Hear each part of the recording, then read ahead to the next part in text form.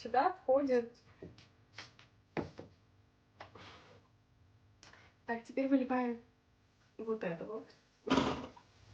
Куда она улетела? Привет всем! Сегодня мы с вами приготовим безумно крутой рецепт от меня. Это рецепт ПП сметанника.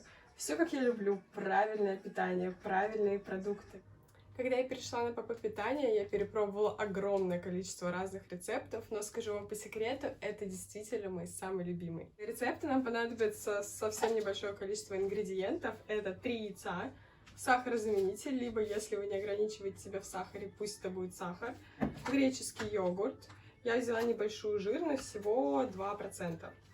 Творог 5%. Очень не советую вам брать обезжиренный, потому что он не полезный совершенно. Также рисовая мука, протеин и кукурузный крахмал. У нас будет состоять наш сметанник из двух частей. Первая — это основа, и вторая — начинка. Итак, основа. Сюда входит творог, сахарозаменитель, мука, протеин и 2 яйца.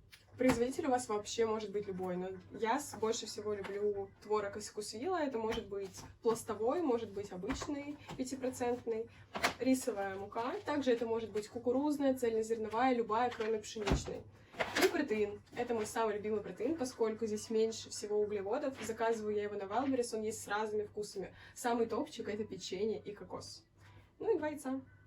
Мы берем творога 350 грамм, 2 яйца, 50 грамм муки и 50 грамм протеина. И 6 грамм нашего сахарозаменителя, но все зависит от того, какой у вас. И по-разному мы используем их. И для этого мы берем наши прекрасные кухонные весы. Я вообще без них никуда, учитывая, что я всегда считаю калории, я всегда все взвешиваю. Начинаем с нашего прекрасного творога. Неожиданно он так выпал отсюда. Полностью кладем его в миску. Здесь 350 грамм. В целом, если вы возьмете там чуть-чуть больше или чуть меньше, это не страшно. Это нужно для нашей основы.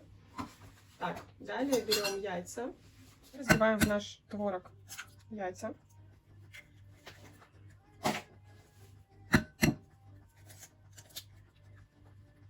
Прекрасно.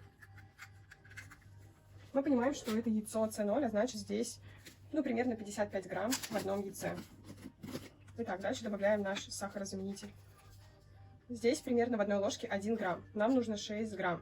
Соответственно, мы добавляем 6 ложек.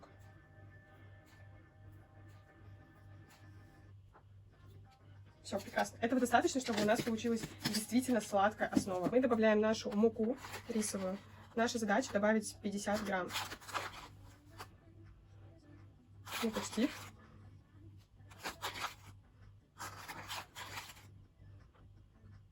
Все, шикарно. Часто у меня поступают вопросы, получится ли это сделать на взгляд. Я очень сомневаюсь, но в целом мы можем понять, представить, что здесь у нас 15 грамм и рассчитать по количеству ложек. Дальше добавляем с вами протеинчик. 50 грамм для нас тоже важно сделать. Тоже почти.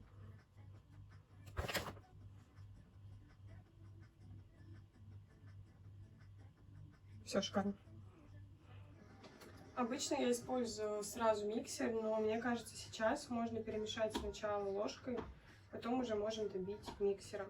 Это будет наше тесто, которое мы выложим в нашу форму и поставим уже запекаться, пока начнем готовить верхнюю основу. Чтобы питание работало, нужно в целом держать дефицит. То есть неважно, сколько бы вы там правильно не питались, если это будет свыше нормы ваших калорий, вы в любом случае будете полнеть. Поэтому старайтесь держать норму, поэтому я обычно советую хотя бы недельку-две считать калории, чтобы понимать примерно, на какое количество вы питаетесь. Дальше уже можно на глаз по ощущениям.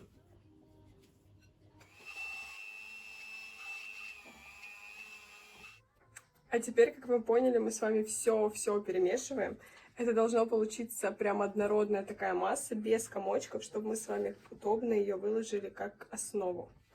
Итак, все полностью перемешиваем.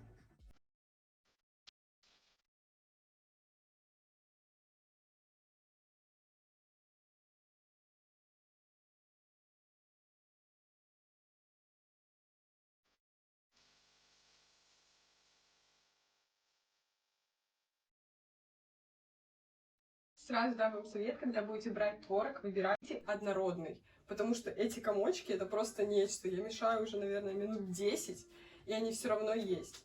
Вот скажите, вы тоже видите вот эти бесящие комочки, которые вообще никак не размешиваются? Это какой-то кошмар просто. Точно берите однородный.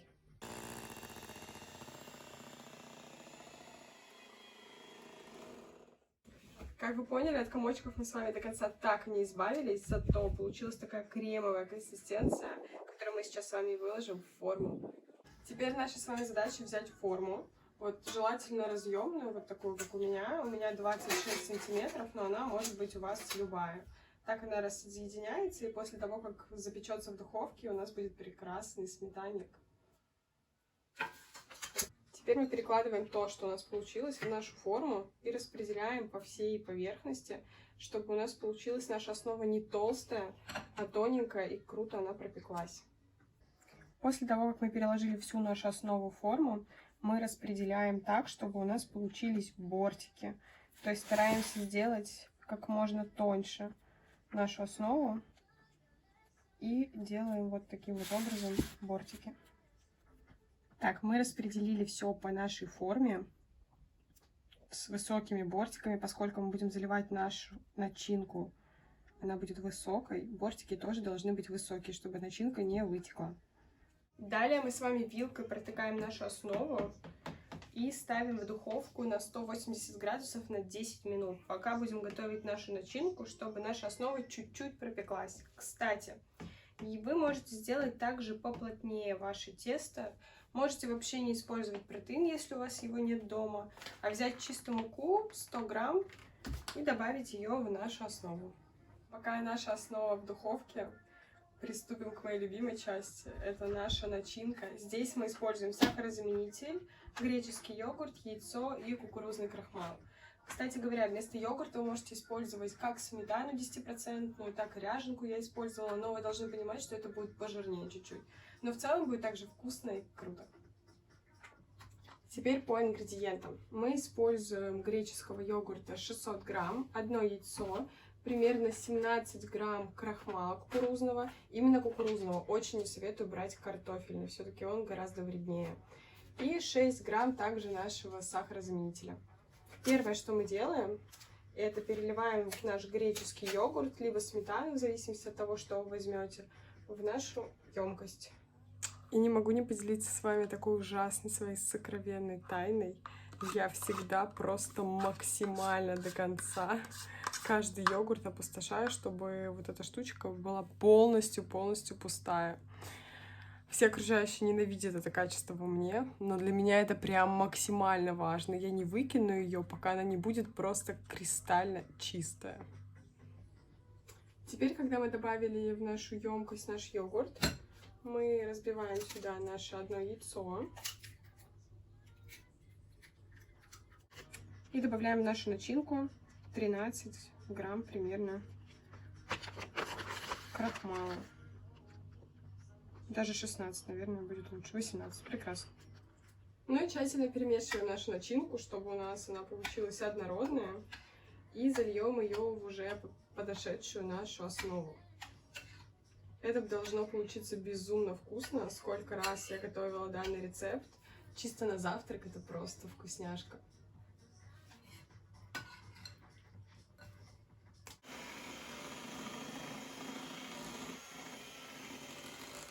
Теперь выливаем нашу начинку в нашу уже застывшую основу и распределяем. Всю нашу начинку по нашей форме, чтобы все бортики охватились. Ну и в целом вот такая вот красота у нас получилась. Сейчас мы это поставим в духовку на 150 градусов на 20 минут. И наш сметанник будет готов. Кстати, можно сверху украсить нарезанными фруктиками, например, бананом. Будет тоже вкусно, но я не люблю перебирать углеводы, так что и вам не советую. Так, ну что, я достала нашего красавчика из духовки. Выглядит он просто невероятно, а как же пахнет. В нашей белковой вкусняшке получается всего лишь 165 калорий и целых 20 грамм белка. Это безумно вкусно.